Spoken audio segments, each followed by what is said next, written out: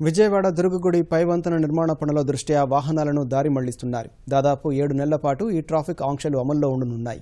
నగరంలోని సీతమ్మవారి పాదాల నుంచి భవానీపురం వరకు పైవంతెన నిర్మాణం చేపట్టనున్నారు. ఈ ప్రాంతంలో జాతీయ రహదారికి ఇరువైపులా ఉన్న నిర్మాణాలను కూల్చివేస్తున్నారు.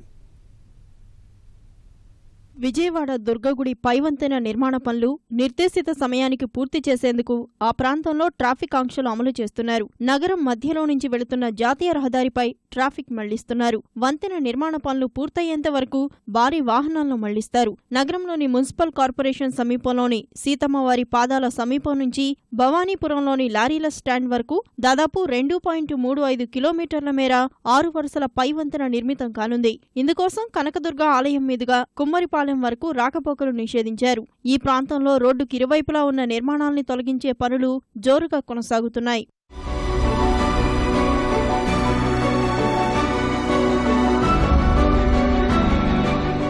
వచ్చే ఏడాది కృష్ణా పుష్కరాల సమయానికి వంతెన పూర్తి చేయాలన్న లక్ష్యంతో దాదాపు 7 నెలల పాటు ఈ మార్గంలో భారీ వాహనాలను నిషేధించారు. నగరంలో తిరిగే తేలికపాటి వాహనాలను పరిమితంగా అనుమతించనున్నారు. హైదరాబాద్ నుంచి విశాఖ, కోల్కతా వైపు వెళ్లే భారీ వాహనాలను సూర్యాపేట, ఖమ్మం, సత్తుపల్లి, అశ్వరావుపేట, జంగారెడ్డిగూడెం, గోపాలపురం మీదుగా రాజమండ్రి వైపు మళ్లిస్తారు. మరో మార్గంగా చిల్లకల్లు మీదుగా వైరా, తల్లాడ, సత్తుపల్లి, అశ్వరావుపేట, గోపాలపురం, న్యూ బ్రిడ్జ్ మీదుగా రాజమండ్రి వైపు పంపుతున్నారు. హైదరాబాద్ నుంచి చెన్నై వైపు వెళ్లే భారీ వాహనాలను నార్కట్పల్లి, నల్గొండ, మిర్యాలగూడ, దాచేపల్లి, పిడుగురాళ్ల, అద్దంకి మీదుగా ఒంగోలు వైపు మళ్లించారు. చెన్నై నుంచి హైదరాబాద్ వెళ్లే వాహనాలు మేదరమెట్ల, అద్దంకి, పిడుగురాళ్ల, దాచేపల్లి, మిర్యాలగూడ, నల్గొండ, నార్కట్పల్లి వైపు పోనిస్తారు. విశాఖ నుంచి హైదరాబాద్ వెళ్లే వాహనాలు దివాన్ చెరువు, న్యూ బ్రిడ్జ్, దేవరపల్లి, గోపాలపురం, కొయ్యలగూడెం, అశ్వరావుపేట, సత్తుపల్లి, ఖమ్మం, సూర్యాపేట వైపుగా పంపుతున్నారు.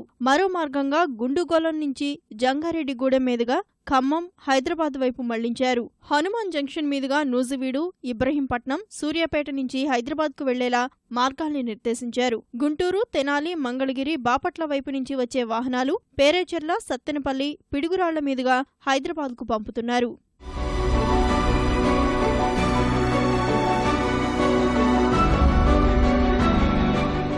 విజయవాడలోని తేలికపాటి ద్విచక్ర వాహనాలను గొల్లపూడి బైపాస్, విద్యాధరపురం నుంచి సొరంగం, చిట్టినగర్ మీదుగా నగరంలోనికి, వెలుపలికి రాకపోకలు సాగించేలా మార్గాన్ని నిర్దేశించారు. విద్యాధరపురం వద్దే తాత్కాలిక బస్టాండ్ను ఏర్పాటు చేస్తున్నారు. హైదరాబాద్ వైపు నుంచి వచ్చే ఆర్టీసీ బస్సులు విద్యాధరపురం నుంచే రాకపోకలు జరిగేలా ప్రయత్నాలు చేస్తున్నారు.